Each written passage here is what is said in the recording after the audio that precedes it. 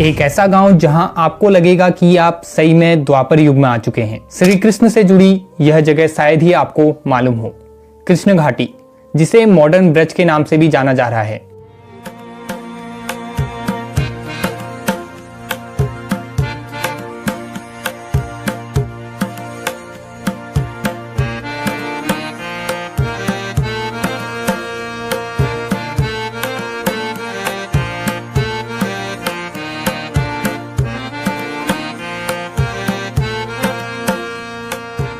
यहाँ आपको लगेगा कि आप पुराने समय की ब्रज भूमि में पहुंच गए हैं, जहाँ सभी लोग आपको धोती कुर्ता पहने, सर पर तिलक लगाए और वहीं औरतें साड़ी में नजर आएंगी। रास्ते में लोग मिलेंगे तो वो आपसे हेलो हाय नहीं बल्कि हरे कृष्णा बोल के आपको नमन करेंगे। लेकिन हैरान तो आप तब हो जाओगे जब आपको पता चलेगा कि यह जगह भारत में है ही नहीं। कृष्ण घाटी, इंग्लिश में कहें तो कृष्णा वैली, 660 एकड़ में फैला यह गांव यूरोप में स्थित है। बुदापेस्ट, जो कि हंगरी की राजधानी है, वहां से यह गांव 180 किलोमीटर साउथ वेस्ट डायरेक्शन में स्थित है, जहां हमारे भारतीय लोग अपनी संस्कृति को भूल वेस्टर्न कल्चर को अपना रहे हैं। वही विदेशी लोग अपने कल्चर को छोड़ हमारी संस्कृति को अपना रहे हैं और साथ ही साथ इसका महत्व भी समझ रहे हैं। ऐसा ही एक उदाहरण है हंगरी का यह छोटा सा गांव कृष्णा घाटी, या कहे Krishna valley, also known as new Brajdham.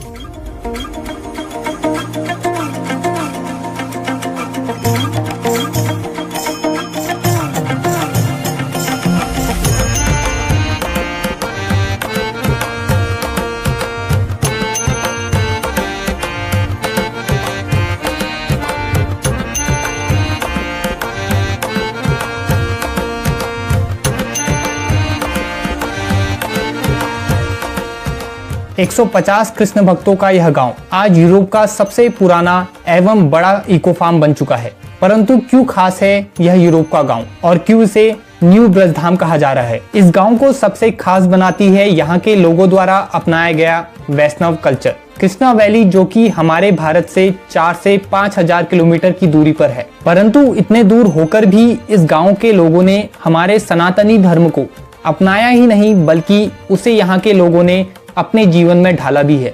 Vrindavan, जो कि कृष्ण जी की भूमि है, यह भारत की राजधानी दिल्ली से साउथ की तरफ 3 घंटे की ड्राइव पर है। ठीक ऐसे ही कृष्णा वैली, जिसे न्यू वृंदावन कहना गलत नहीं होगा। बुदापेस्ट, जो कि हंगरी की राजधानी है, वहां से यह साउथ की तरफ 3 घंटे की ड्राइव पर है। बुदापेस्ट में 4 रेलवे स्टेशन है, जिनमें से एक का नाम दिल्ली है।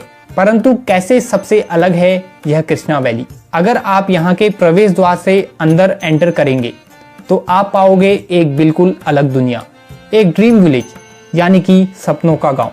अगर आप भी नेचर लवर हो और भगवान में आस्था रखते हो तो आपने भी ऐसी जगह रहने का सपना देखा होगा। कृष्णा वैली को बिल्कुल वृंदावन की तरह बनाया गया है। चारों तरफ हरे भरे पेड़, पशु पक्षी, साथ ही ऐसे स्ट्रक्चर्स बनाए गए हैं जो कि आपको भगवान श्री कृष्ण की नगरी वृंदावन की याद दिलाते रहे। इस वैली से होकर बहने वाली नदी को यमुना भी कहा जाता है। भारत की ही तरह यहाँ भी नहाने का स्थान सीढ़ियों के रूप में बनाया गया है, जहाँ महिलाएं और पुरुष अलग अलग स्नान करते हैं। आप देखोगे कि यहाँ के लोगों ने अपना पहनावा, खान पान, रहन सहन और दिनचर्या सभी हमारी भारतीय संस्कृति के अनुसार की है। यह गांव पूरी तरह से आत्मनिर्भर है। यहाँ खेती जैविक यानी कि ऑर्गेनिक आधार पर बिना किसी रासायनिक पदार्थों के इस्तेमाल के की जाती है। हमारे देश की ही तरह यहाँ भी जानवरों की सेवा की जाती है। मुख्य रूप से गाय को माता माना जाता है और दुग्ध उत्पाद जैसे कि दूध, दही, घी इत्यादि प्राप्त किया जाता है। आपको यहाँ डेयरी फार्मिंग, बी फार्मिंग और कई ऑर्गेनिक फार्मिंग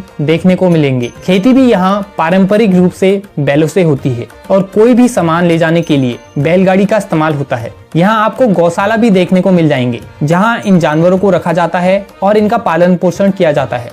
यहाँ के सभी लोग पूरी तरह से शाकाहारी हैं। यहाँ आपको राधा कृष्ण जी का भव्य मंदिर भी मिल जाएगा, जहाँ आपको सुबह शाम भजन सुनने को मिलेंगे।